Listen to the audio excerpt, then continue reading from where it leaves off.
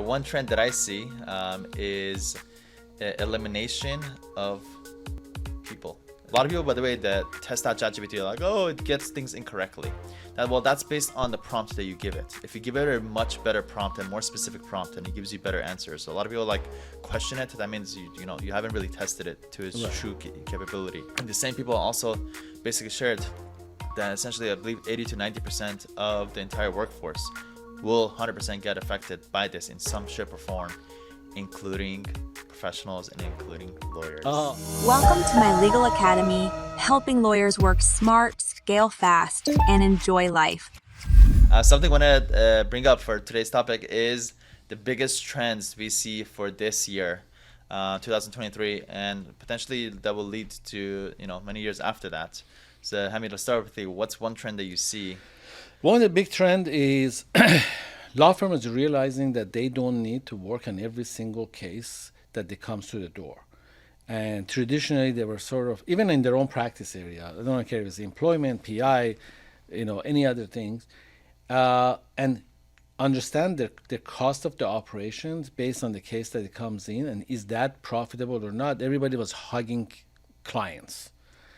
Now the new trend is finding the most efficient way to give those cases to other people who are needier than you, basically. They're needier than you, or they have specialties in certain things, or they're able to maximize those case values. Or they're more efficient, or they're more streamlined, they're more scalable, whatever it is. There's a lot of good benefits. Yeah, and I did one of the first calculations several years ago about what's the net average profit per case in a PI firm in California.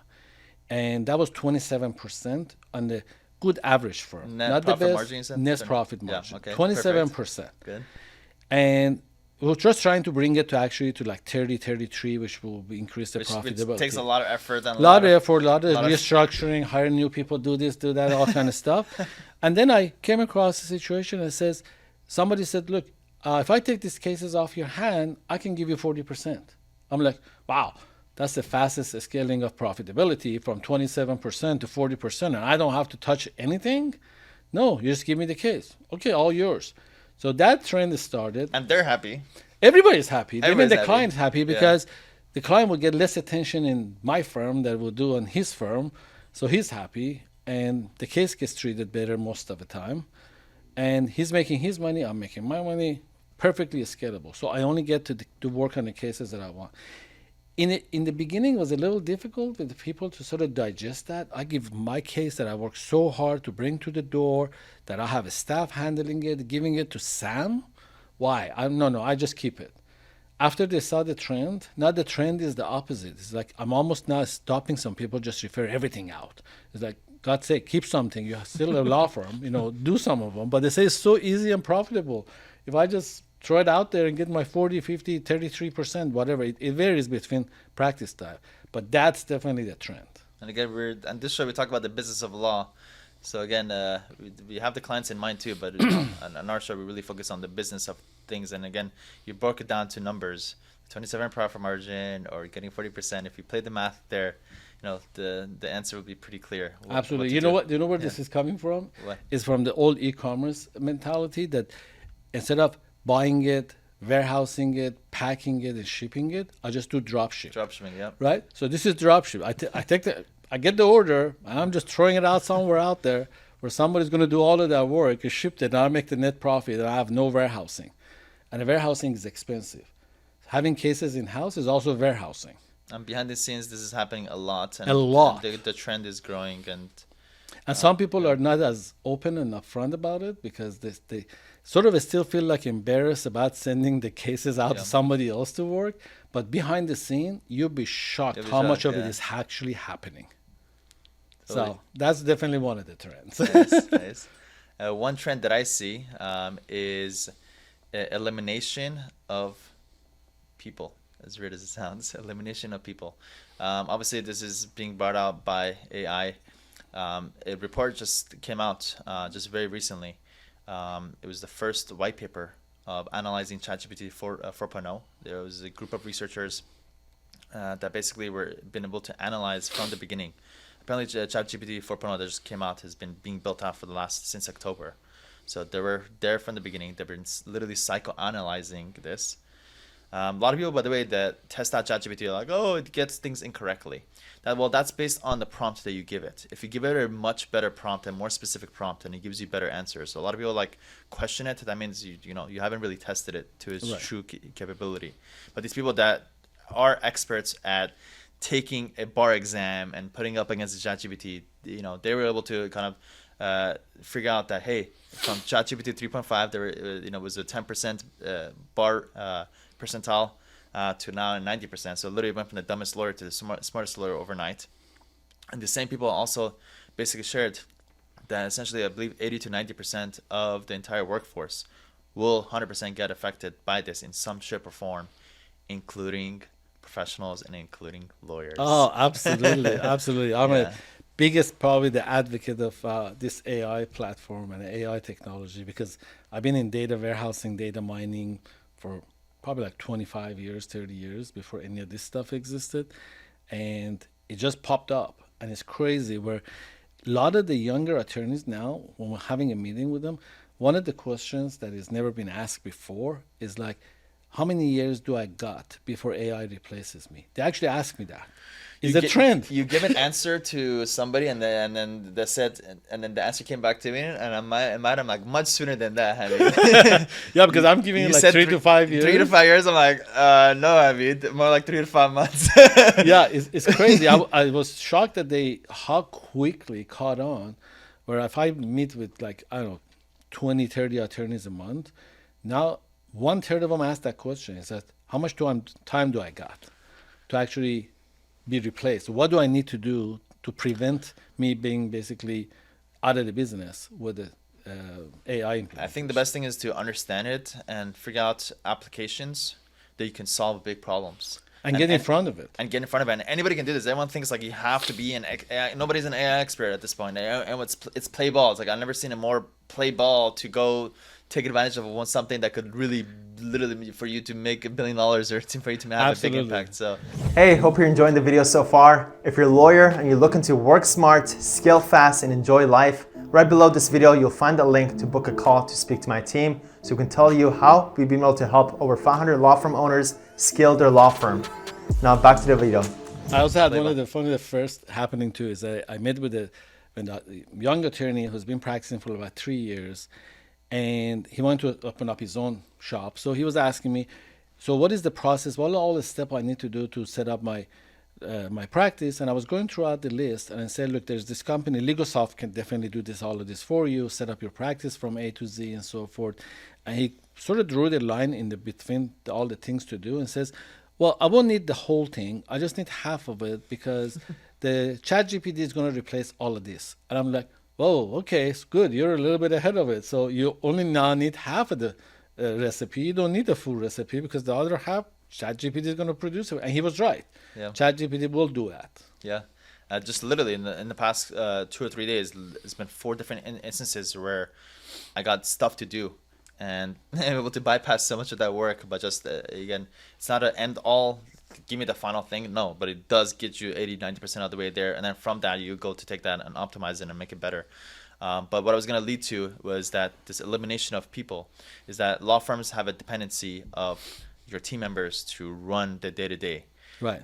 But that, as we both know really well, that requires a lot of management, a lot of dancing, a lot of headache, a lot of expenses, a lot of everything, a lot of going through and finding the right people. So more and more technology is going to replace more and more of those, and it's something, again, thinking deeply about and actually applying. And we shared one of those things that how we're applying in last week's video about how we're trying to figure those things out and actually implement it. Definitely, it's going to be definitely this replacement of. In fact, I had a conversation with a client who has a big employment firm, and the plan for 18 months from now that we rolled out is that the only staff that this law firm has, this is right now about 60 people law firm and about 12 attorneys, that in 18 months they're only going to have attorneys as a staff. They're eliminating everything else. We're helping them do that with getting everybody virtual, from the paralegals to case managers to intake, to the admin, to the marketing. Everything we're replacing for them with the virtual staff. So they only be a law firm with like 26 attorneys. That's it. Everything else is eliminated and became virtual. Hamid, I want to bring a really hot topic right now. You're gonna enjoy this one. So I had an employee who worked for our company for about something 4 or 5 months, and he picked up a lot of clues about how we're running things, and he was basically, and this is about since 6 months ago, he resigned, and met up with him 2 days ago, and he shared with me that he's doing really, really well. So much so that he bought an Aston Martin. Oh wow, he's doing good. Like, what's going on? And he's like, oh, you don't know? I'm doing this thing called overstacking or overemployment. Have you heard of this? Overemployment. No. Okay, let me put it out there again. We love addressing elephants in rooms and just laying it out there, and just want everybody to come in, tune in to hear these behind the scenes things that people don't talk about. W-2 employees are essentially taking on multiple W-2 roles. Mm-hmm. So they go find the job post, 100, as long as 100K or more. They go interview. Can you do this job? Yes. Okay, they get hired. They go back to the job boards, take on the job interview. Can you do this? Yes. They sign multiple W-2 roles, and they basically stack on multiple full-time jobs. So much so, even 4, 5, 6, as many as they can handle.